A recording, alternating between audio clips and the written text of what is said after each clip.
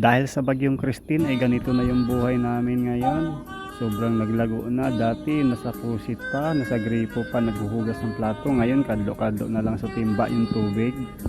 At ito nga dahil papasok na tayo sa trabaho mga 9:30 at ito maghuhugas muna tayo ng plato at buti ng bata bago tayo pumasok sa trabaho at magsasaing na rin tayo para sa almusal ng ating pamilya.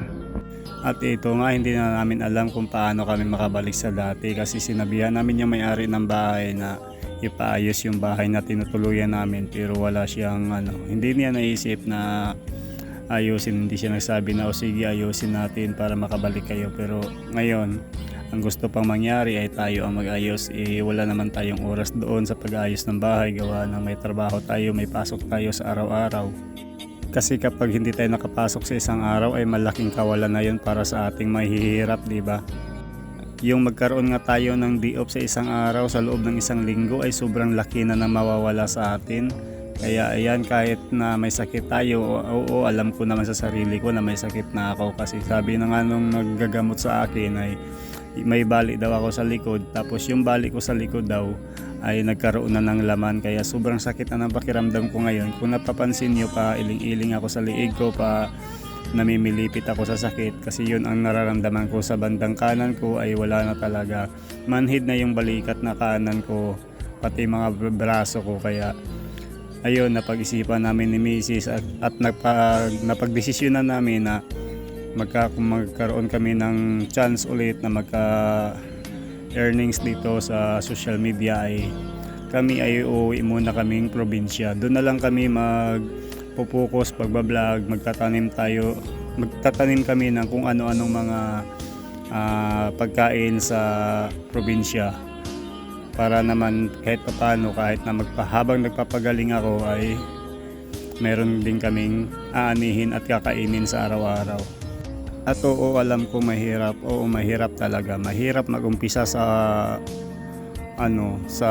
mahirap magsimula pero wala kaming choice kundi yun ang gagawin namin kasi ako'y nanghihina na rin. Wala na rin talaga kaming ibang isip na mapuntahan, di ba? At ito nga, nag-iinit na tayo ng tubig para pambanlaw natin doon sa buti ng bata. At ayan, kadlo-kadlo na lang yung tubig natin. Ganon talaga. Kung hindi dahil kay Christine ay hindi mabago yung buhay natin dito. At dito talaga sa Maynila, ganun talaga, sobrang hirap dito kasi lahat dito binibili, lahat dito pag kada kilos mo pera. Paano naman yung pangangailangan natin, lalong-lalo na yung pang-emergency, wala na, di ba? Lalong-lalo na yung sahod natin ay kasya lang sa pang-araw-araw, wala na tayong ipon yan. At wala na rin tayong budget yan para makalipat tayo ng bagong malipatan na bahay. Kaya ayun, magdesisyon na lang talaga kami na uuwi na lang kami probinsya siguro. Doon na lang kami mag-uumpisa na lang para kahit paano nakakaraos-raos, masawa ng Diyos. At maganda din naman sa probinsya kasi halos lahat doon na kapag masipag ka lang magtanim-tanim ng mga gulay-gulay doon ay libre na. May bigas ka lang ay wala na, sold na yung pang-araw-araw mo sa pamilya mo. Kaysa dito sa Manila ay kung wala kang piso, wala kang asin. Kaya ayun, ganun talaga ang buhay. Umiikot lang ang buhay pero umaasa pa rin tayo na babalikan tayo ng mga biyaya sa araw-araw. At sana pagpasensyahan nyo na kasi bulol-bulol yung boses ko kasi ganun talpo talaga ako magsalita kasi Bisaya talaga ako.